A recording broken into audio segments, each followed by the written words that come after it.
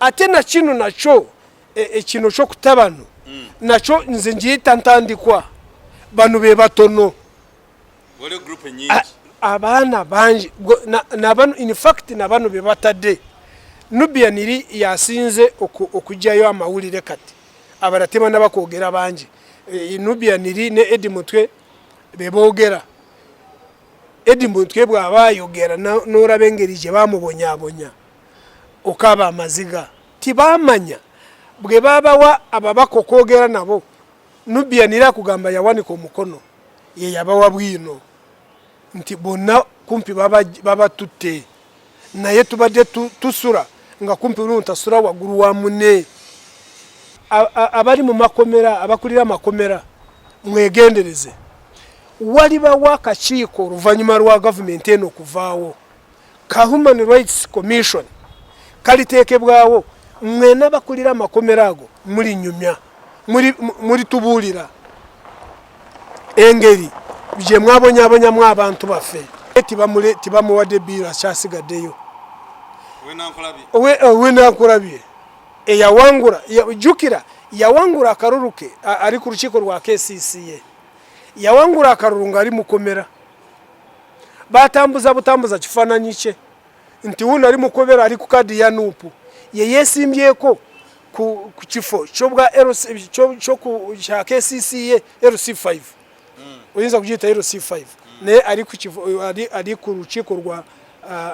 City Authority yawangura ngatali yo mukomera bona bamwesimba kwa ba NRM aba FDC bona yabateka kutaka kifana nicho kati cyabateka kutaka nesenga yaliwo kati gwerowozawo ekifana nicho ka cyaba kuba kutaka singa yaliwo naye cyengeza ko kugamba uyo mwana acyari mukomera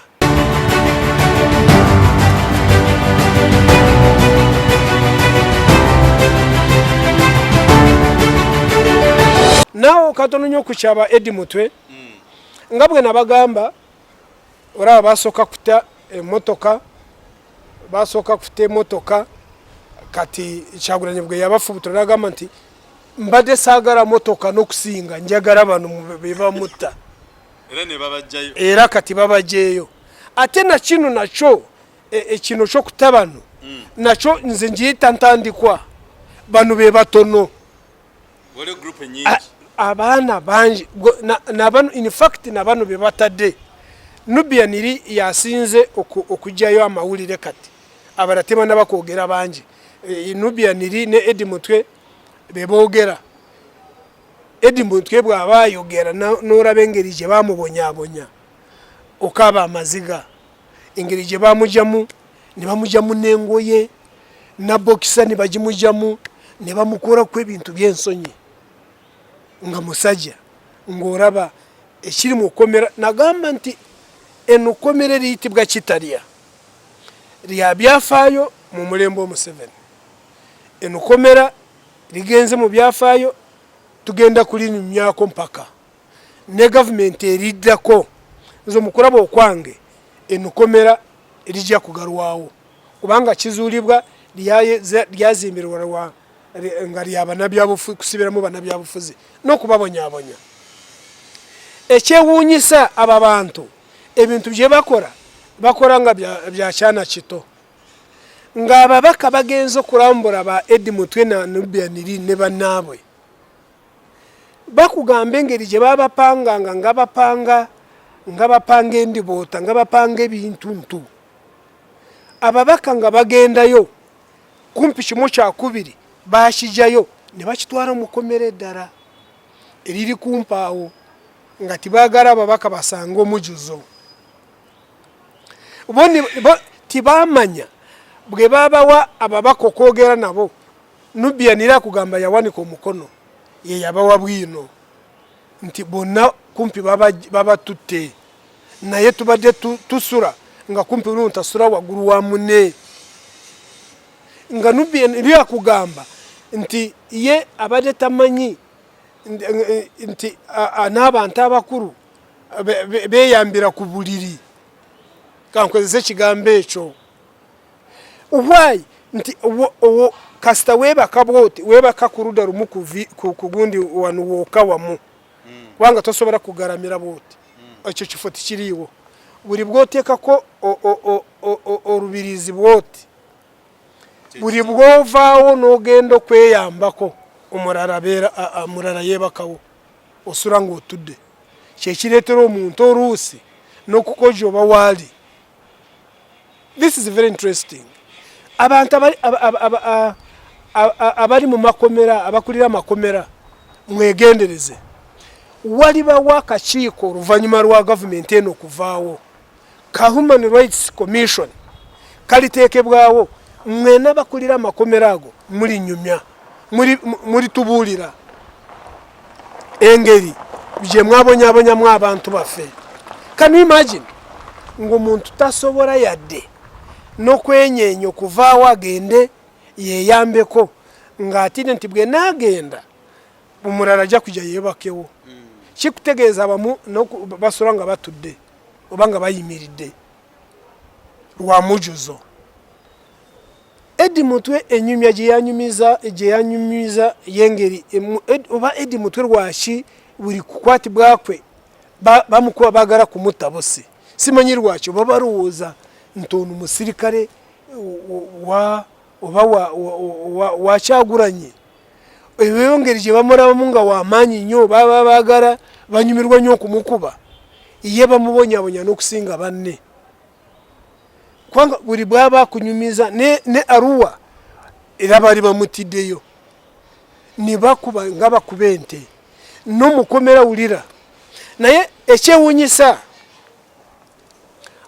abantu abo bonna baali nga 49 kati bonna abakwatibwanga ekarangara bonna kati bavuddeyo naye nga bali mukomera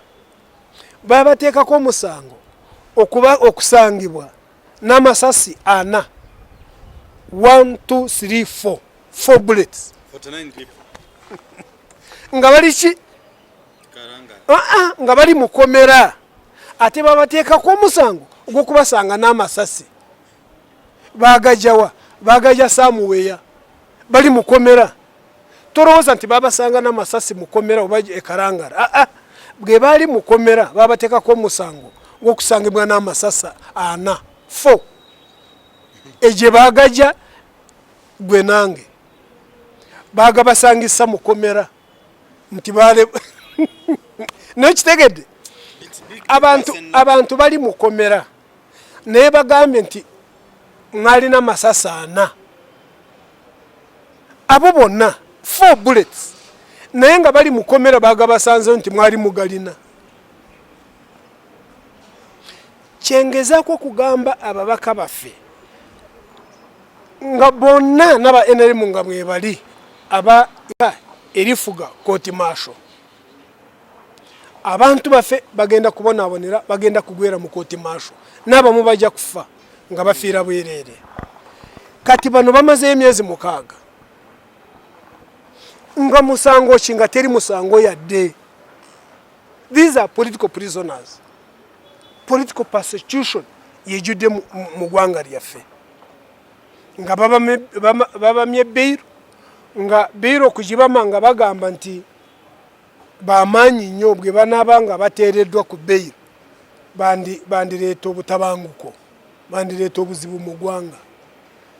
Ndowooza kati bagenze kuraba nti tibakyaleeta buzibu oba buzibu ki gwe nange. Now kyamazidde okuzuulibwa era nali nakibagambako dda nti waliwo abaana baleetebwa oluvannyuma mu kooti maasho nga baana bato nga bagamba nti baali bakola explosives. Omusango gwe kumpi gifaanagane gye baba gywetekako. In fact explosives ezo waliwo olupapula lwa monitor lwafuluma mu wiiki ewedde nga poliisi waliwo emotoka ze bakuba petrol bombs emu bagikubira n'akulabye yali RDC wejinja mukwano gwange bamuyita sakwa twabeeranga wamu ku radios no ku bimeeza naye poliisi yazudde ntabantu abetaba mu petrol bombs ezo ntate babya kwerinda ba Uganda bitongole byo kwerinda polisi bwe yabarondo ate nekwata banabwe oraba definitely nabo ngokiraba engeri jeba okukuba emotoka yasakwa yali RDC nendara bwezityo ngoraba there was something fishy ngorusi balimba bulimbi nga wariwe kibariko naye monita yafurumya amawulire nti polisi yarondode ato mu kukwata nekwata ba intelligence bakitongole kirara ekya intelligence naye nga si polisi ngabekolera ebyabwe kati n'abaana abo nabo kyazulibwa banuupu era babateeka mu kooti maasho nga teri looya yadde n'omu ne babatwala butwaze kitalya in fact n'omuntu omulala akyasigaddeyo ogwe tumanyi nnyo ye kansala James Mubiru. Kansala James Mubiru ye tibamuwadde biira akyasigaddeyo wenankulabye eyawangula jukira yawangula akalulu ke ali ku lukiiko lwa KCCA yawangula akalulu ng'ali mukomera batambuza kifaananyi kye nti wuno ali mukobera ali ku kadi ya nuupu ye yeesimbyeko ku kifo kyobwa kya KCCA LC5 oyinza kugiyita LC5 naye ali ku lukiiko lwa City Authority yawangula nga taliyo mukomera bona bamwesimbako aba NRM aba FDC bona yabateeka kutaka kifaananyi ekyo kati kyabateeka kutaka kati gwe lowoozaawo ekifaananyi kyokka kyabakuba kutaka singa yaliwo naye kyengezako kugamba oyo mwana akyali mukomera in fact ekyaleetera oyo mwana yasooka kuwambibwa bwe bamuwamba ng'ali ku katale Kasubi bwe bamuwamba ne bamubuzaawo n'amala kumpa omwezi ng'abuze n'abantu banuupa abamu basala amagezi ago ge basalanga manyi ne bagamba nti Mubiru bamuse noza wakiwulirako bali barabisa abali mu gavumenti ne bakuma n'olumba waka ndoza abali bamutute bwe bakiraba enkeera naku nga bbiri ne bagamba nti ffe tumulina era n'atwalibwa mu kooti maasho kitegeeza gaali maje n'atwalibwa mu kooti maasho ne bamutwala kitalya ye kata kyasigaddeyo ne bangi waliwo bakyali mu dungeons weewaawo abamu babaleeta ne babasuula mu bitoogo bamuntu basanga emirambo giryawo ekiri mu Uganda tulina kuba begendereza Katonda tiyebaka Katonda tiyebaka bino ebikyamu byonna ebikolebwa waliwo ababikora nga balowooza ti enkya teriiwo yes boti balowooza nti enkya teriiwo Muwanga omugenzi Muwanga yaliko vice president wa Uganda mu biseera bya Obote sikiwa nti Muwanga yali akirowoozaako mulundi yadde n'ogumu nti gavumenti erikyuka bamuyite mu kakiiko ka Human Rights Commission bamubuuze ebikolobero ebyaliwo mu biseera bya Obote nzijukira Muwanga nga bamukwata bamutwala mu kakiiko ako nga bamubuuza kamu n'akataano yafa simanye kyamuta oluvannyuma n'afa saagala kubigenda kubanga simanyi naye ekyengezaako okugamba nti buli muntu yenna alina ekyakora n'okusingira ddala abakola ebikolobero ku bannayuganda mujjukire nti waliwo enkya ebintu ebyo byonna n'okusingira ddala bano abawamba abantu zino zi drones eziwamba abantu left right and center nze omukulaba kwange abo baana abo abavuga emmotoka ezo lulikya lumu abamu be baliwo obujulizi nagenda ekindi ninzijayo bantu gundi eyatutumanga wuuno yali bwati era yatuwanga n'amafuta baliyogera bonna tibasobola ate bonna tibasobola kubasanyusa wali wabe bari nyiza government gazichuse gamba nti nja byogera ngatabacha ina kisi yes kabe oyo mwana gwe batira Kayunga ne umupolisi nagamba bagamba nti yali wa local defense na bagamba alina mukomera kati eyamukubira esimu nalyoka nagamba nti ode chuse namukuba amasasi imbarayirira orumu birivayo byona nibivayo ne yamukubira esimu naye alirabika. So eshengeza ko kugamba nti bano bantu bateredwa ba Eddie Mutwe buri mu na Uganda yena nokusingira dala abantu banupu kimuzikiza tusigare nga tukyabanja abantu bafa baliyo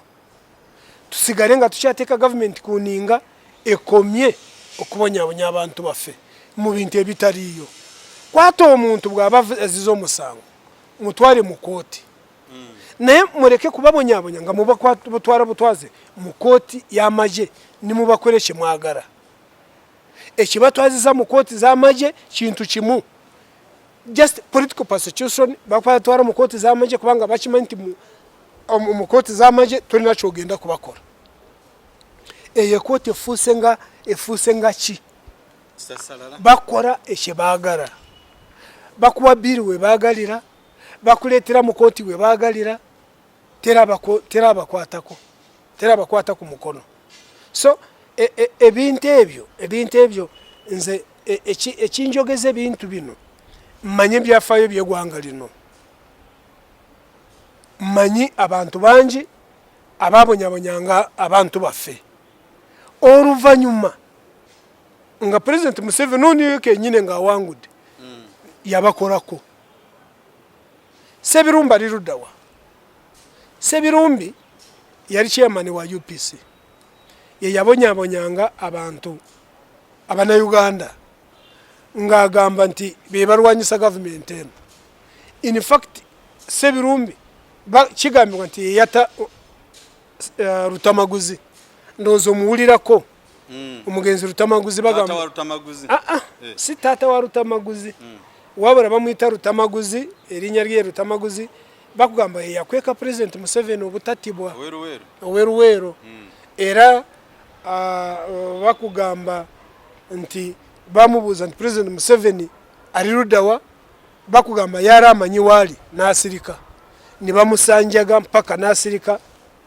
Museveni nawo nobutatibwa naye eyamutta yali Sebirumbi. President Museveni bwe yawamba Sebirumbi nakwatibwa ndoza yomu ku bantu President Museveni yasoka kuteka ko mukono atekegwe ku Karaba mu kiseera ekyo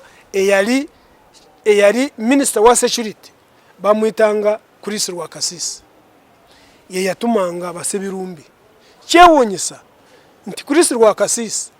ye no lwalero ye presidential advisor on security yatumanga Sebirumbi ye president ya signinga natibo ku Karaba bamuteka ku Karaba emyaka ngajijo besate ne mabega president yasonyiwa Rwakasisi sagara he pardoned waliwo kye bayita presidential pardon yamupardoninga namusonyiwa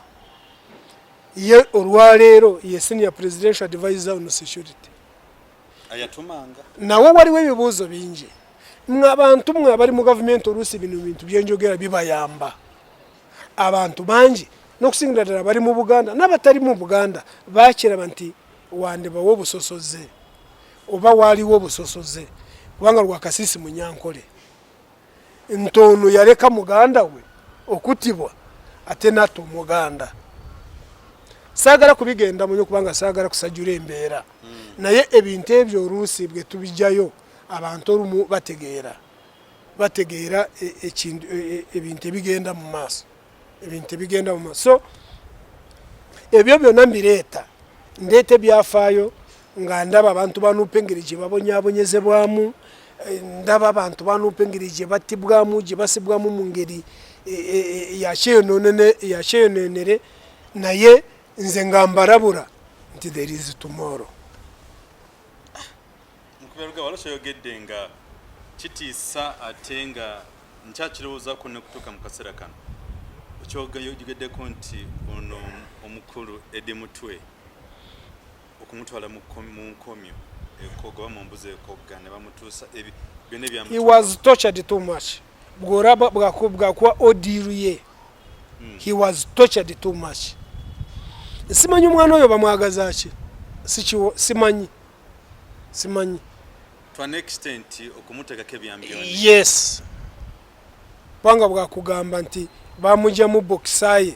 ne bamukoramu ebyensonyi awo sirikirawo tiweeyongerayo ruyali kyovora bantya nnyo n'ono mwana bandibanga bamukuba nnyo James Mubiro kubanga naye enwana gyarwanirira Nuupu yali yanjawulo.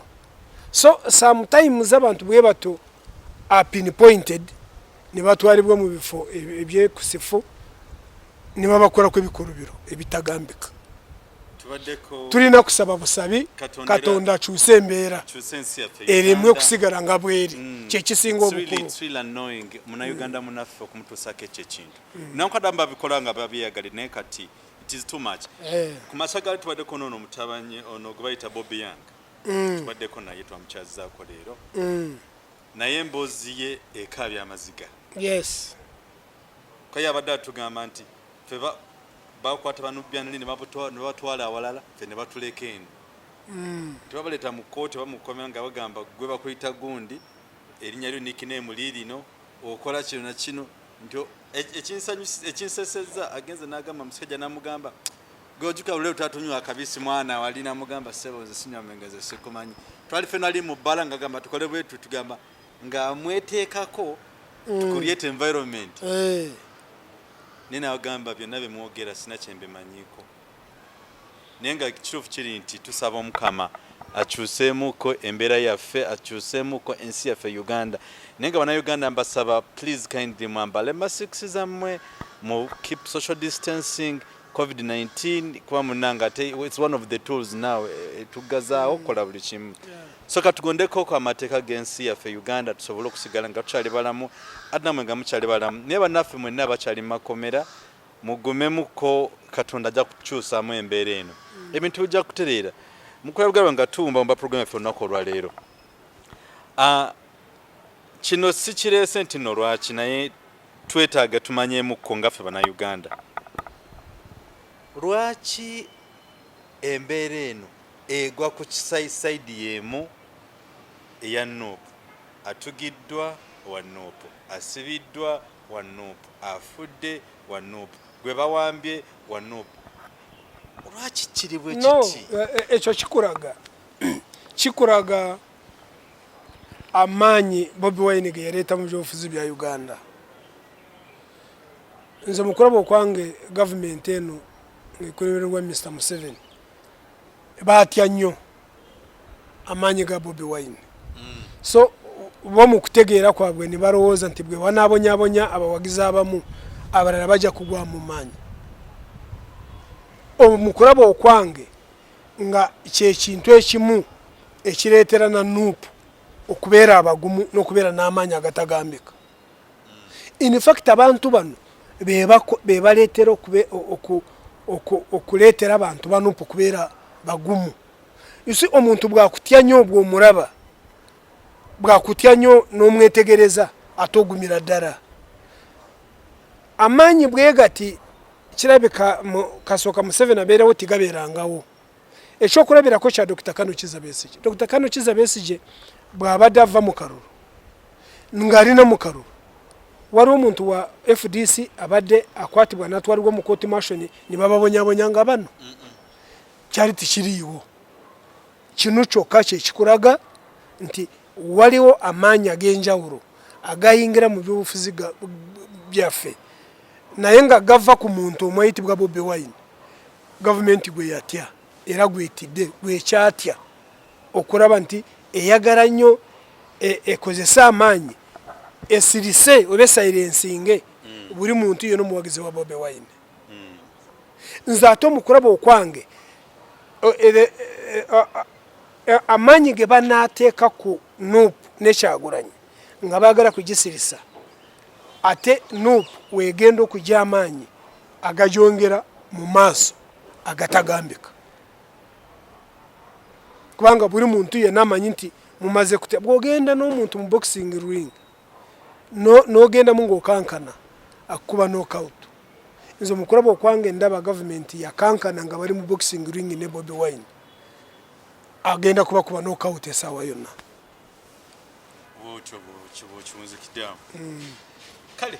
n'olwensonga eyo mutukizo olunaku olwaleero tuyinza obutasukka wano naye nga twewaayo okubaako updates biki ebibinda bangamba nali mbagamba ebibindabinda ne bangambe si kuyindayinda ebibindabinda munange oluganda ngenda ndutereezaamu ko bannaffe tweyanziza tusimira ddala. Kakati mukwalugaba eri programu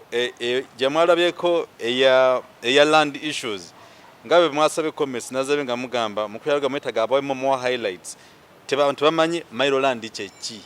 tebakitegeera twagamba Museveni yakyogerako nabo tebabitegeera baga kumanya Mailoland kyeki bakyetaaga okumanya what's all about land issues nenga kiba kyetaagisa tuliddamu nitukola programu namba tujja kikola programu enamba tujja kukikoramu tubanyonyole ne Mailoland kyavaawa ne mukatami mulimu ebiri bwakwa twali tujja bajabulamu tulina biseera kuba nti obadde nnyo too much man of land naye mwana wata abantu ebyo tibaagala kubiwuliriza baagala nnyo politics naye nga teri kintu ekikulu nnyo ng'ettaka ku nsi n'ebyobufuzi bye tuzanya tubizanyira ku ttaka nga tolina ttaka tobeerawo n'abantu abamu ebyettaka kasita wendi kale kakati deni kino omwami Fefe oyo omugenzi olowooza ekifo ekyo abanupu waliwadde magezi ki abanupu nobwo otabawa magezi owenjogerera batandise kumobilizinga owenjogerera kati yes anadda mu bigere byowanupu ate oyo ajja kufuna ekibayita sympathy vote nga balumya kyekigenda okubeerawo ndowooza sibula abatulaba abatuuliriza n'abatulaba kitalo nnyo n'abantu banupu njagala kubagumya mugume tetusobola kufa ffenna ne tugwawo abamu bajja kufa abalala bajja kusigalawo tuyinza butatuukayo nammwe olugendo lwetwolokedde naye mujja kutuuka abalisigalawo tujja kutuuka abalisigalawo obwe bubaka bwe mbawadde kale so n'olwensonga eyo tuyanzaga emikono gyaffe n'abantu abana flash lecture mu Uganda tubatumiddeko nnyo mu abantu abali mu Oman abali mu Australia abali mu Indonesia abali mu Ohio okugamba kanchikwenga mukubaruga bayagamba mikwano gyaffe mwenna mu nsi yonna tubaagala nnyo kwa mwe mutufudde kitu nnako olwaleero singa tetuliiwo oba luusi kwa it's you people abatupushinga netukipinga netusigala ku mpewo n'ekyokubiri tubasaba kusonya programu zaffe endala zibadde mugamba sikugamba nga sounding amufu twakitereezezaamuko we apologize for that naye sometimes there are technical issues nenga tugezaako kubitereeza ku lwa Uganda n'ensi yaffe yonna okutwaliza awamu tubatumiddeko temulaba bulabi programu zaffe keep sharing them and advise us where we've gone wrong. We have gone right, appreciate. We have gone wrong, please. Nekisembayo ngawo nabagamba nze njasigala nga mbategeeza buli lwonyumyako ne mukulu bya Lugaba nze nfuna essanyu kuba nti enkeera ajja kuba kwali ku mpewo temwerabiranga essimu ye era kyaki nsigala ngibawa ya 0772 98093 ye essimu mujja mufunirangako abayina ebibuuzo mu bisindike direct eri mukulu bya Lugaba wetukomerawo ku mpewo yo aba yafunye the answer ngagenzeko for further research akume atakumira mpeera mubere bulungi ate mweraba naye nga kitalo nnyo ekyomukulu Fefe LC5 Kayunga olw'okufiirwa akayunga yonna ne Uganda yonna okufiirwa omuntu nadda n'ekibiina kya Nuupu okufiirwa omuntu w'amaanyi tebatera kudizikekako naye nga omukamba namuganga yagezebwa atyo tubimukwase mubere bulungi